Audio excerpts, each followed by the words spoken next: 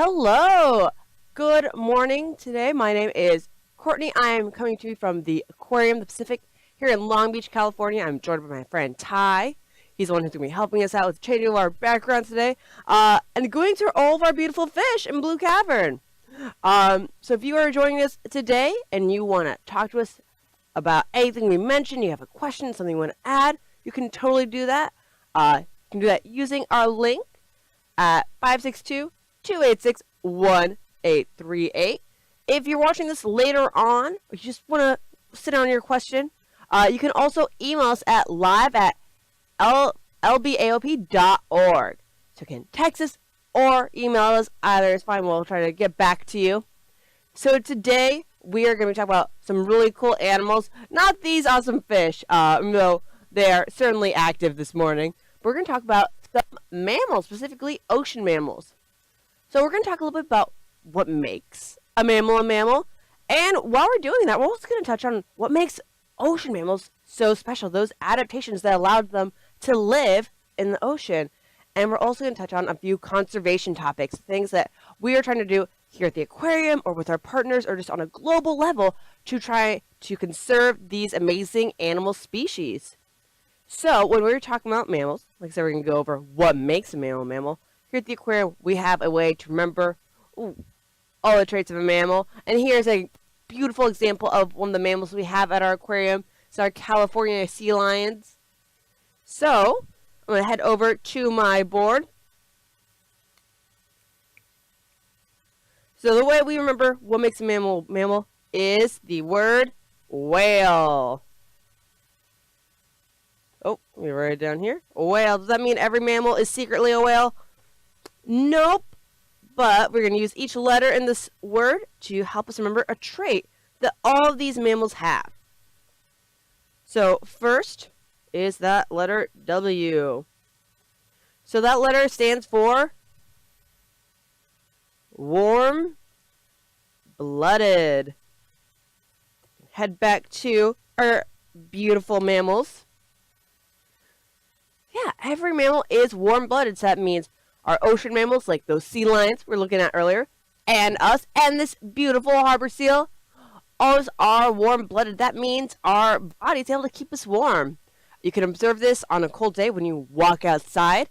You take a big breath and go, you can see that breath coming out from your body creating steam. It's creating that steam because it's just in your body that was warm. So even when we go somewhere cold, our body keeps a little bit warm.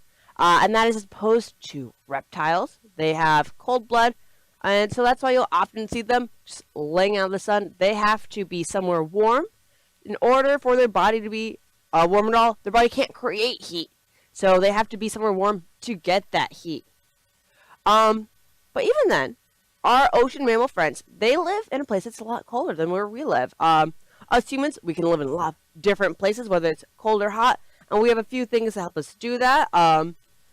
Coats and jackets, but these ocean mammals, they don't have that. So if they live somewhere really cold, especially when they go deep, deep down to the ocean, they have to have things on their body, their adaptations, that allow them to stay warm.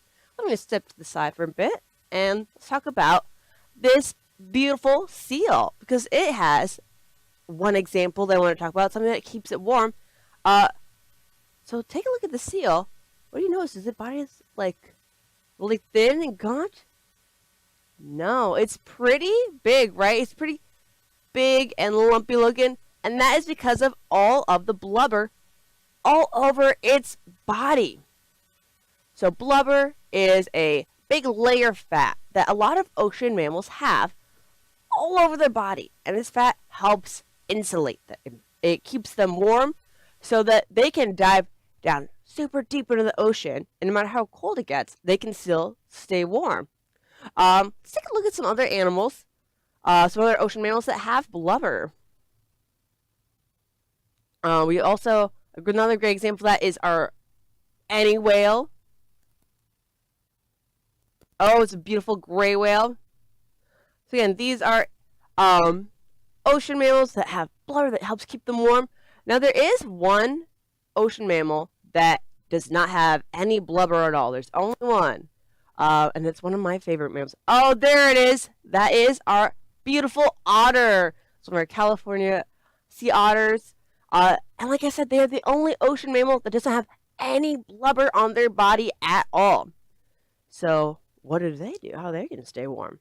Well, they have a few different strategies. One of them is just by eating. So California sea otters, any otter, one thing that makes them really special is how much they eat.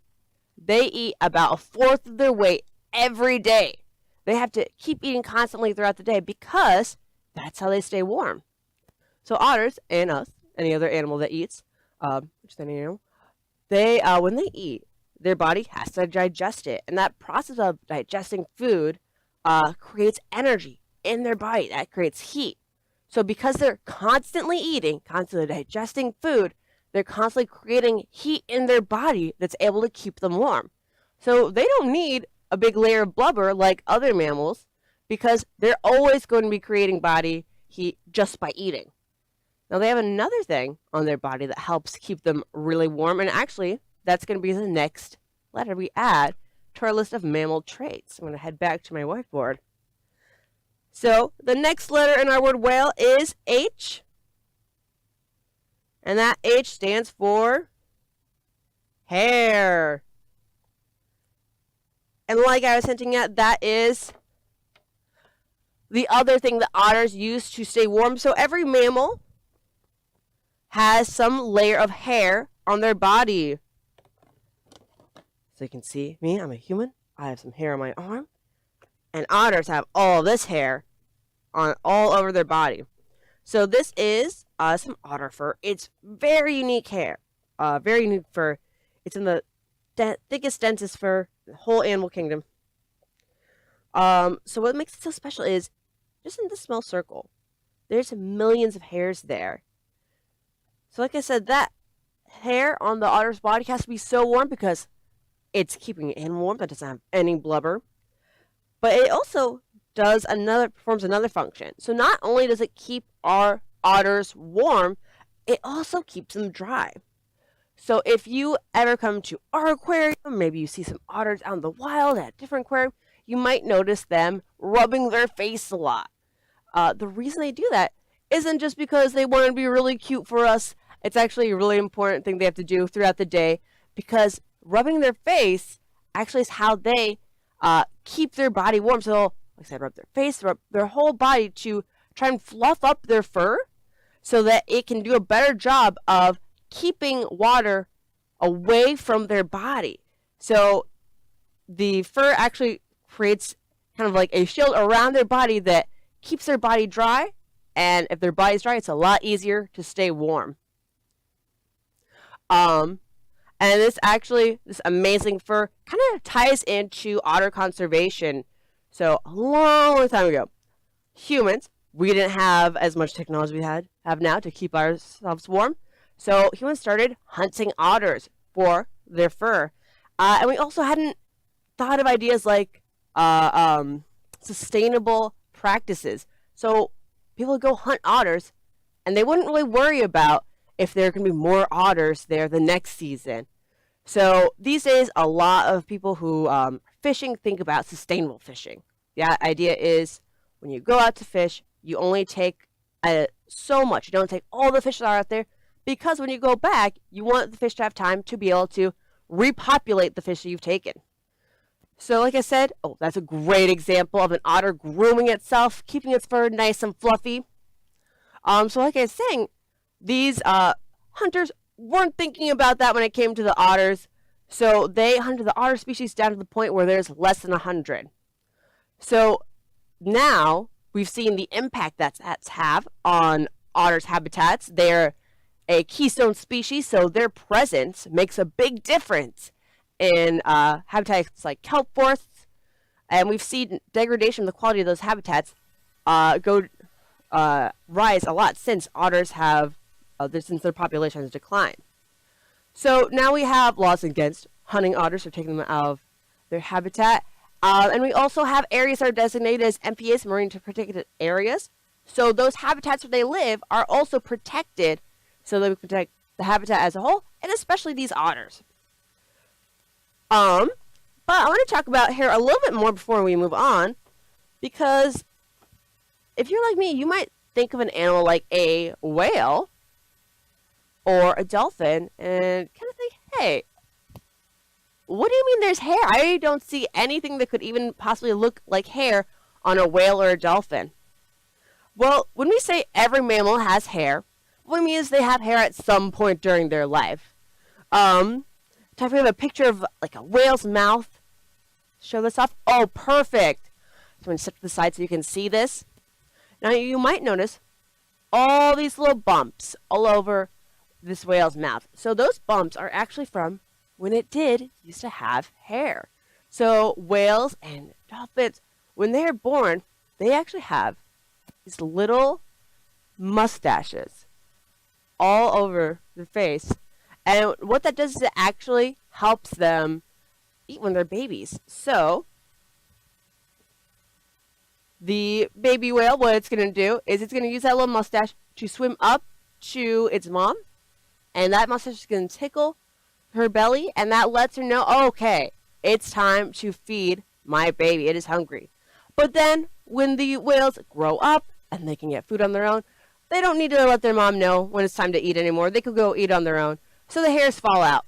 But because they have hairs at some point during life, we can say they are mammals. Excellent.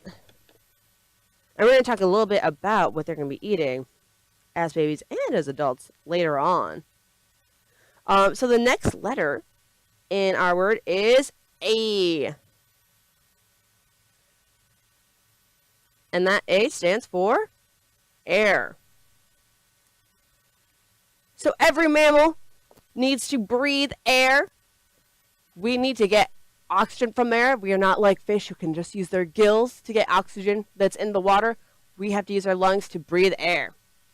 Now, I talked a little bit about ocean mammals being unique and having to have special adaptations that allow them to live in the ocean. And the adaptations that allow them to breathe while living in the ocean is one of those big things they have that make them special. So this is a great picture right here. You can see this dolphin and this thing right here in the middle. That is their blowhole. So a lot of ocean mammals, dolphins and whales, will have a blowhole on their head. So that is what helps them breathe, even though they live in the ocean. So I'm going to get my whale friend again. This process is the same for both dolphins and whales. I'm going to show you with my whale. So what they will do is, when they want to breathe in, they'll go up to the surface of the water, and they'll just breathe in with their mouth, like we do. But once you breathe in, eventually, you have to breathe out, right? So that is when the blowhole comes into play. So instead of going all the way back up to the surface of the water and breathing out, they can use that blowhole on their head. So they'll get near the water, and they'll just blow out. This is a great example of some whales using their blowholes. So we see all the way to the surface. Oh, perfect. So that was a whale's blow. It kind of looks like they're shooting water out of their head. But it's not water. It's just the air coming out of their blowhole. But because they're still a little bit underwater, it pushes that water up. So it kind of looks like they're shooting water. But it's just the air that's coming out of them.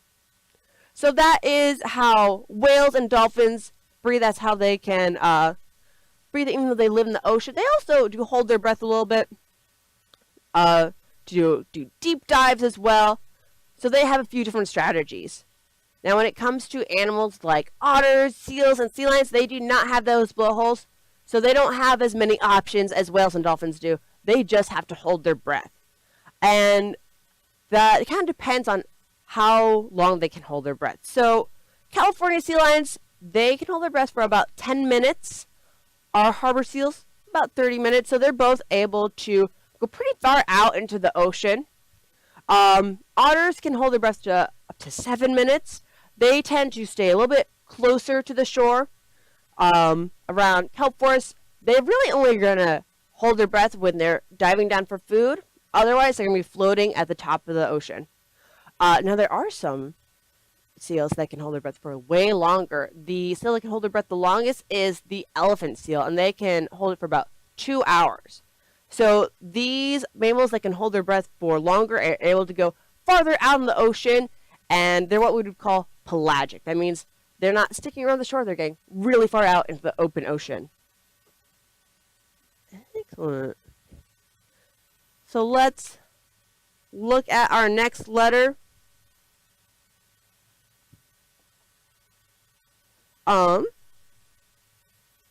So the next letter we have is L. And that L stands for live birth.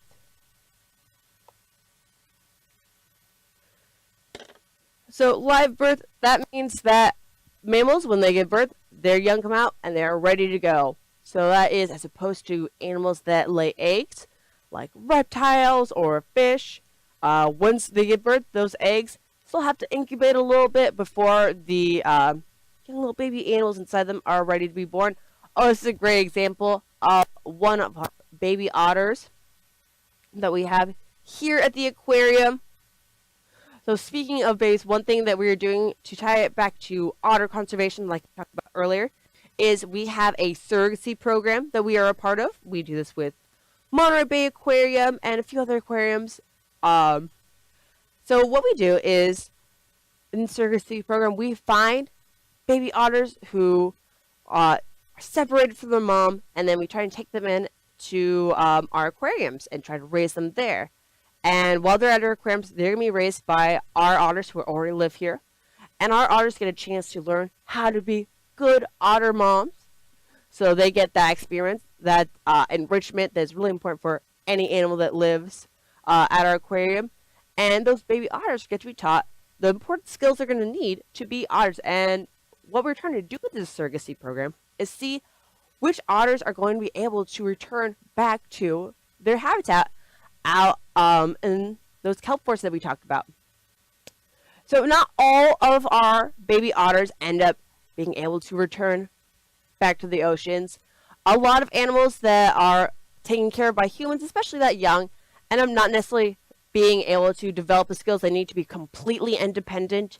And so for those otters, they'll often either stay at the aquarium or go over to another AZA aquarium, and that will be their new home. But hopefully we're going to get some, we already have got a few that have been able to return back to their habitat. And like I said, otters are a keystone species. That means their presence makes a huge difference in the quality of their habitat. And so one reason for that is what they eat. And we're going to talk a little bit about what otters eat when we get to, let's talk right now. So they eat these urchins.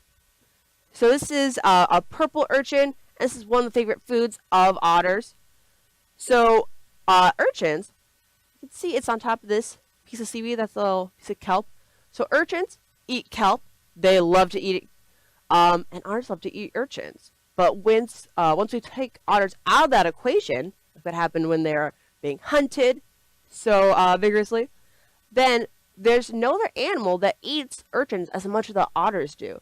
So there's no animal to keep their population in check. So what's happened is that without the otters in their natural habitats, the urchins have been eating kelp, too much kelp. So we saw that clip of a kelp forest earlier. Let's stand aside so we can take another look at it. Kelp, like its name implies, is really important to kelp forests, and you can see how there's so much kelp in this beautiful, healthy kelp forest. And there's a lot of nooks and crannies here. So kelp basically acts as infrastructure for all the animals that live in a kelp forest. It gives them a home, places to hide from predators. So with all the urchins eating kelp and not being stopped, that means the home for all the other animals in the kelp forest quickly depletes. So without the otters to keep their population in check, the whole kelp forest devolves. So then we get what's called urchin barrens, and it's these places where it's covered with urchins like this. There's a little bit of kelp, but there's not nearly as many animals as there were before. The first thing we're looking at today, all those fish that I was around, those are all animals that live in a kelp forest. But when otters are taken out of the habitat and it devolves into a urchin barren, those fish no longer have a home. And so not only are there no otters and no kelp, there's also a lack of any other kind of animal. It's, as its name implies, very barren. So, like I said, That is why we're trying to be a part of the surrogacy program and otter conservation in general. But I do want to talk a little bit before we move on about some birthing strategies that our other marine mammals have. So, let's continue talking about our otter. Otters, what they do is their fur actually comes into play again here. So, baby otters, their fur is even fluffier and thicker. So, that actually keeps baby otters from diving down. So, what mother otters will do is they will float with their babies on top of some kelp. That kelp for otters and other baby animals kind of gives them something to float on, and it keeps them safe from predators. But when it's time to eat, the mother otter will leave her baby otter there, dive down and get food. And like I said, because the baby otter's fur is so fluffy, they are basically stuck there. They can't dive down, and as long as they stay in that patch of kelp, they're going to stay in pretty much the same spot. So that is how mother otters are able to take care of their young. Whales and dolphins, on the other hand, have another really cool strategy.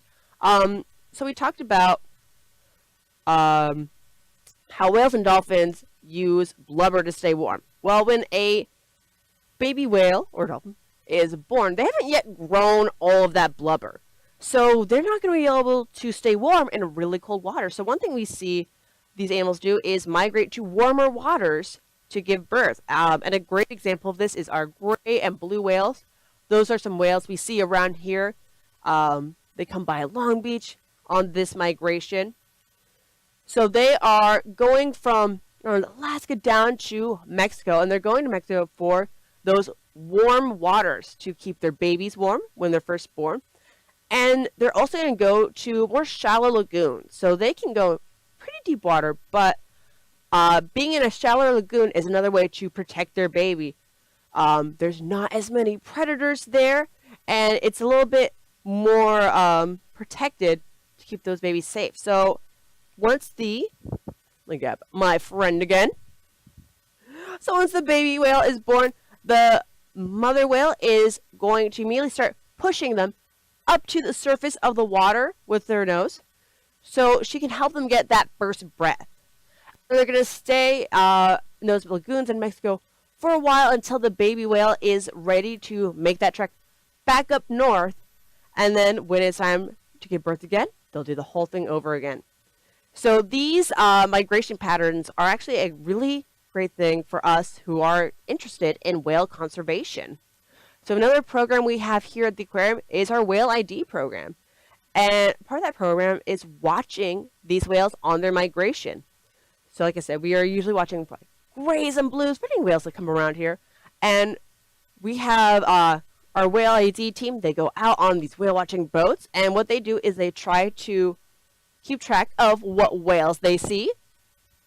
Keep track of what kind of whale it is, take pictures.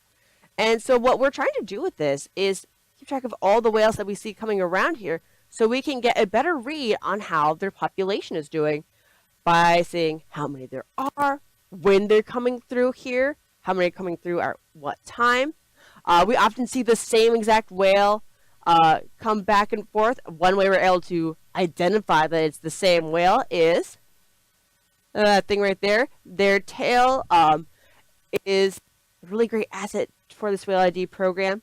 So that is what's called their fluke, and looking at their fluke, we can help identify specific whales. So we can see whales that are coming back here again and again, and where they're not coming back when we expect them, that tells us, oh, something might be wrong, something might be worth looking into to see what's affecting their population. So like I said, that Whale ID program is just another way we try to be a part of mammal conservation here at the aquarium. And then the last birthing strategy I want to talk about is seals and sea lions. They have a pretty similar strategy. So if you live near a beach, you may have seen a bunch of seals and sea lions on the beach all at once. So because seals and sea lions can go in and out of the water, unlike whales, they have to stay in the water all the time. When it's time to give birth, it's a lot easier to do that on land, where they don't have to worry about predators or getting that first breath the same way whales and dolphins do. So they will all go to one beach and hang out there, and they will mate there and give birth. And now this little bump on my friend's head is an important part of that process. That is called a sagittal crest. That shows us that he is a fully developed male.